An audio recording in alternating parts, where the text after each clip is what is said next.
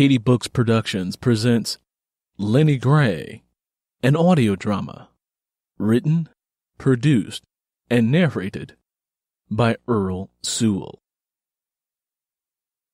Previously on Lennie Gray. Over the years, Mary had tried to show her, but with having so many children, working in the field, and worrying about food, she just couldn't find the time to learn. "Bud?" Lennie Gray called out his name. "What, Mama?" he said, with the same tone of annoyance that his father had. "Run and get your sister Mary. Tell her we got some letters from Willie that I need her to read." Right now while the show is on?" Bud already knew the answer to his question, but held out hope that Lennie Gray would place the necessity of his listening to the show over the need to summon his sister. "Hurry on up and do like I told you," Lennie Gray said. Bud slipped on a pair of Willie's worn-out shoes he'd left behind and rushed out of the house. 40 minutes later, he returned with his older sister, Mary. When Mary walked in, she found her parents sitting at the kitchen table, looking at one of the letters as if it was a strange object with hieroglyphics on it. "Are those the letters?" Mary asked. Yeah, this is them. I can see that he's saying something about you and look like the word Chicago," Curly mentioned, handing one of the letters to her. Lennie Gray scooted closer to Curly and interlaced her fingers with his and waited on edge to hear what Willie had to say. Minnie, Bud, Roosevelt, Martha, Leuna, Christine, and Lennie Gray II joined and listened to Mary read.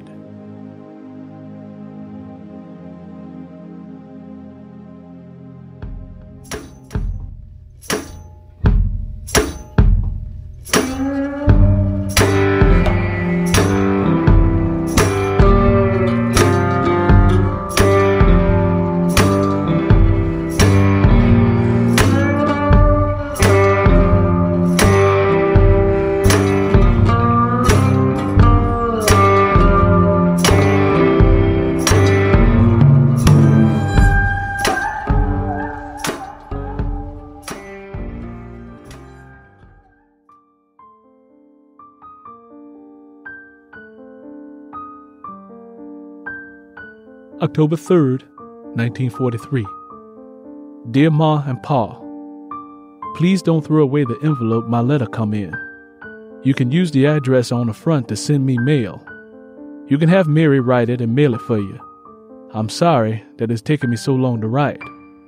Working on a farm, I never had much use for writing and reading, but now I see how important it is because everyone around here seems to know how to read and write, and they love getting letters from their folks back home. When I got here, they asked me if I could read. When I told them that I didn't really know how to read so good, they marked it in my file.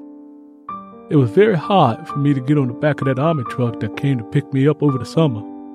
I wanted to jump off and run, but I didn't know where I would run to. When I arrived at Camp Shelby, there were all types of people coming in by the truckloads from all over the country. Black people, white people, Mexican people, even some American-born Japanese people. All the units are segregated so there won't be no trouble among us. The white soldier got the best of everything, and that's got all the other men pretty mad. I know you're wondering, how in the world am I writing all of this? Well, I met this real nice smart guy named Donovan from Chicago. He graduated from high school and can read and write like an author. Donovan is a little taller than I am and is 20 years old and has a real pretty girl back at home waiting on him. He showed me a picture of her and she looks like an actress named Lena Horne. One of the other guys showed me a picture of Lena that he keeps in the barracks. I asked Donovan if his girlfriend had a sister and he said yeah, but she too young. Anyway, Donovan is kind and said he would write down everything I wanted to say. Donovan said that he wanted to join the army so that he could fight for his country. He said that once we win the war, when we come back home, white folks will treat us like full-class citizens. He said that we just got to prove ourselves is all, just like I heard on the radio. I asked him what it was like living in a big city and he told me all kinds of wonderful things about Chicago. He says they have plenty of jobs and folks doing real good for themselves. He said there's certain parts of Chicago that belong to white folks, and the rest of the city is where all the black folks live. He said as long as you keep to yourself and stay in the colored side of town, you won't have any problems. He said there are plenty of entertainment in Chicago, places where folks can go dancing and stuff like that. I get excited just listening to him talk about it because we ain't got no places like the ones he talks about down in Tallahatchie County.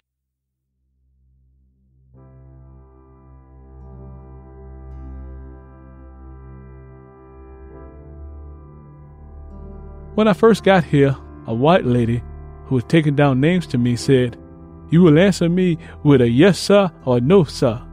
You will not move unless you're told to. Do you understand me, boy?" I knew right off that I wasn't going to like her. I wasn't the only one who felt the same way.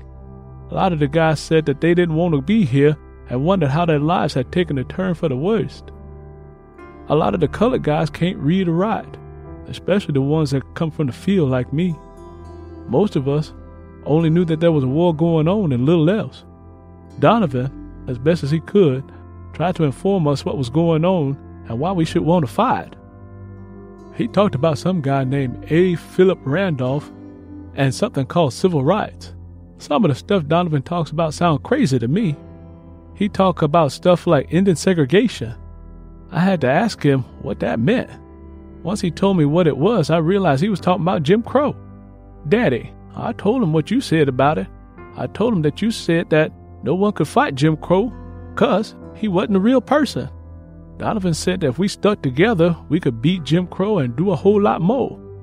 All us country boys just laughed at him and pointed out that we were in the segregated army. Some of the guys said that if he could find Jim Crow and bring him back, we'd all kill him and burn his body.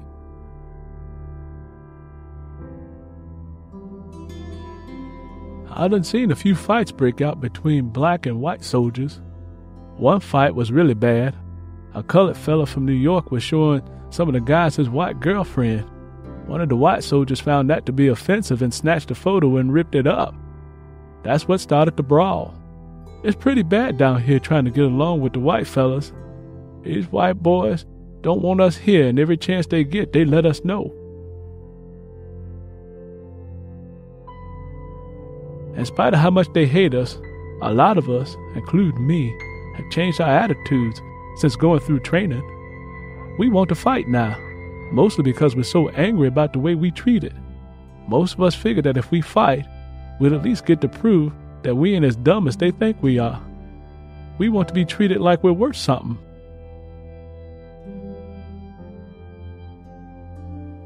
I was just told that my unit is going to be sent over to France. By the time you get this letter, I'll probably be there. Make sure you write me. Willie. It sounds like he ain't having too hard of a time getting along, seeing as how ain't nobody bothered him. Bud said, stammering. He'll be all right. All he needs to do is stick to what I done told him about how to deal with white folks. He knows how things are, Curly said from a space of total psychological conformity. I've heard them talking about France on the radio. They fighting real hard over there, Lennie Gray murmured, feeling dread stirring in her heart. Open up the second letter and read what it says. Curly insisted that Mary continue on.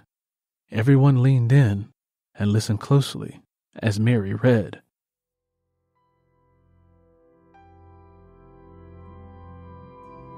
January 10th, 1944. Dear Ma and Pa, I hope you guys got my letter. I keep checking every day to see if you've written back to me. Please do so soon. I need to hear from you. I need to know that y'all are all alive and doing well. Ma, send cookies if you can. Sometimes the guys get treats from home that taste pretty good. One guy got a box of cookies, but by the time he got it, the cookies were all crumbled. That didn't stop him from eating them, though. I'm not in the best health, but that's because I can't stand the food here. I think of everyone all the time, even though Donovan can't write for me as often as I would like. Sometimes, when it's not so crazy, I sit and try to picture all of us together working in the field and enjoying the quiet at night. Tell Bud that he should be glad that he didn't have to come. The only things over here are death, destruction, and madness. I'm in hell.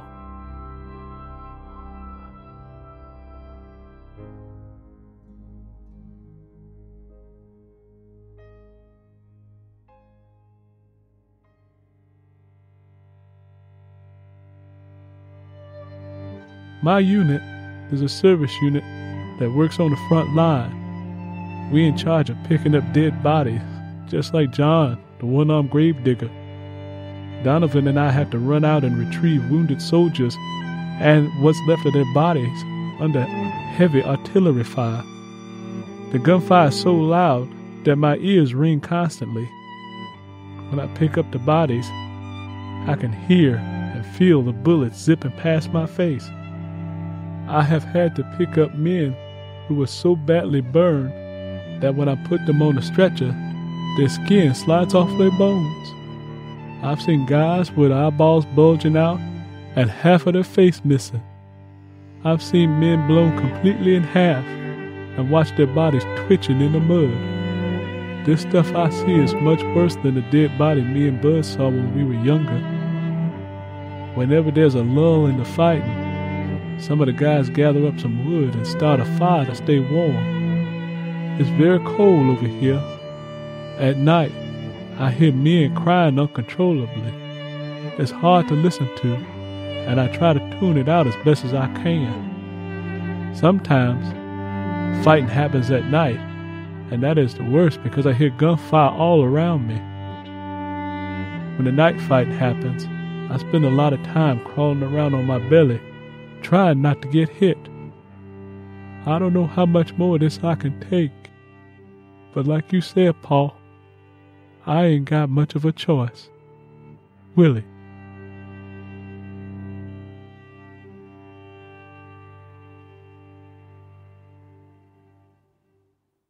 Is that it? Lennie Gray asked. There has to be more. It sounds like they shot him in the middle of him writing it. Lennie Gray felt as if a rope was around her neck, choking her. She had a flashback of Tommy and his weak and fragile body. How she wanted to save him but couldn't. Now she felt the same way about Willie. Her baby needed her, and she was powerless to be there for him. That's all he wrote, Mama. Mary sniffled. Everyone sat still, as if some unknown force paralyzed them.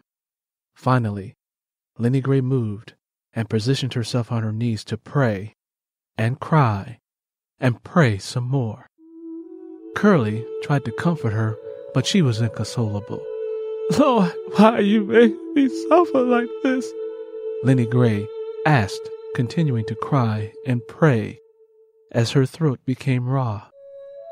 Her children crumbled to the floor with her and held on to each other, not knowing what else to do.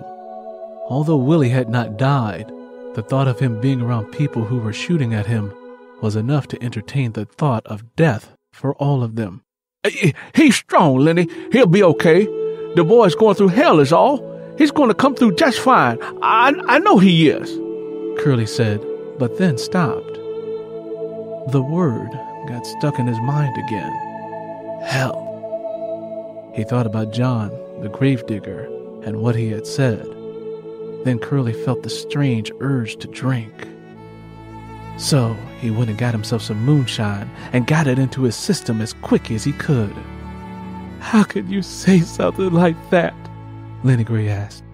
Our son is over there getting shot at. I know that, Lennie. My heart is just as heavy as everybody else. But I got something inside of me that's telling me that he's going to be okay. He's going to make it, Curly said. He won't be all right until he's back home where I can keep an eye on him. He's only 18, and he's already seen too much. Lennie Gray drew upon her anger for strength she didn't know existed within her. In the blink of an eye, her emotions had taken her from sobbing in despair to total anger. I gotta make him some cookies and write him a letter. Minnie, go find me some paper so that Mary can put my words on it.